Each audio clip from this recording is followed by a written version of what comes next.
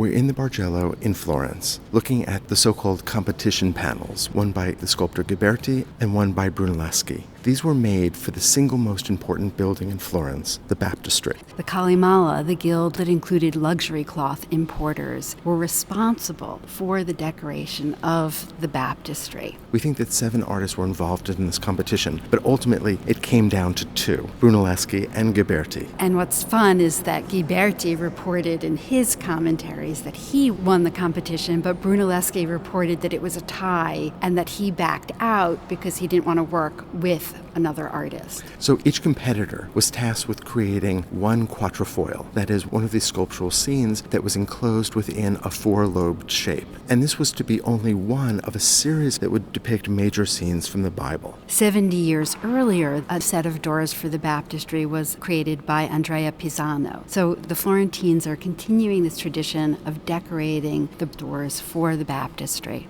The subject of both of these panels is the same. It's the sacrifice of Isaac. It's the story from the Old Testament. Abraham and his wife had their only child late in life. It had been a miracle birth. God speaks to Abraham and tells him he must sacrifice his beloved son Isaac. And in an act of supreme faith, Abraham takes Isaac out, and as we can see in both of these panels, is ready to slit the child's throat. Happily, God has an angel intervene, and a ram is sacrificed instead. The stories of the Old Testament were often read as prefiguring, as foreshadowing the events of the life of Christ. So the story of Abraham's willingness to sacrifice his son was understood as prefiguring God's willingness to sacrifice his son, Christ, to save mankind. Let's look first at Brunelleschi. Brunelleschi, who would go on to a brilliant career as an architect, as an engineer, and will after this put sculpture away. For me, it's a more aggressive scene than the Ghiberti. It feels more dangerous. It feels more emotionally powerful. Well, look at how Abraham lifts up the throat of Isaac and has the knife poised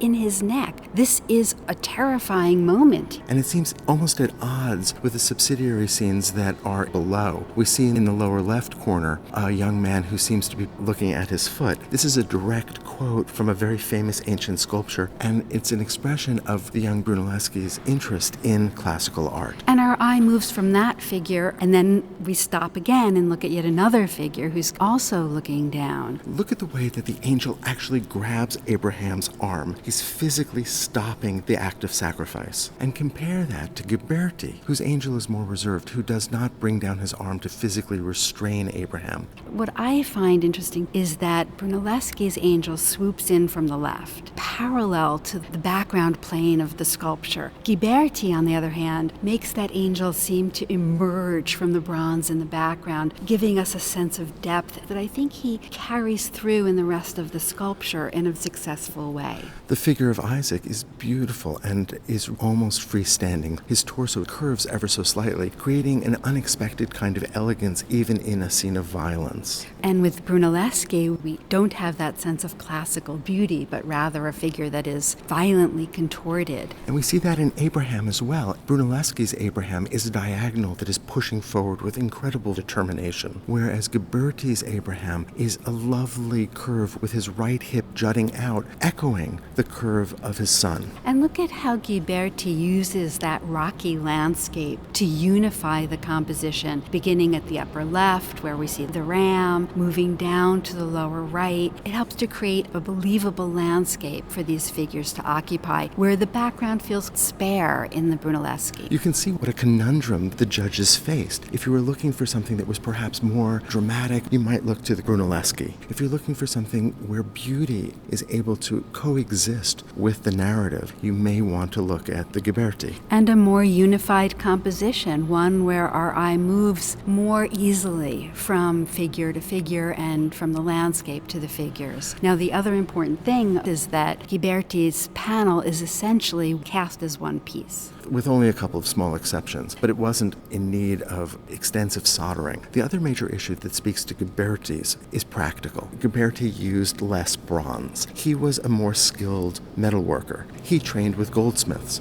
and so had Brunelleschi won, it would have simply cost much more money to produce the doors. And so the jury chose Ghiberti, and we're lucky that they did, because he produced one of the most important sculptural programs in early Renaissance Florence.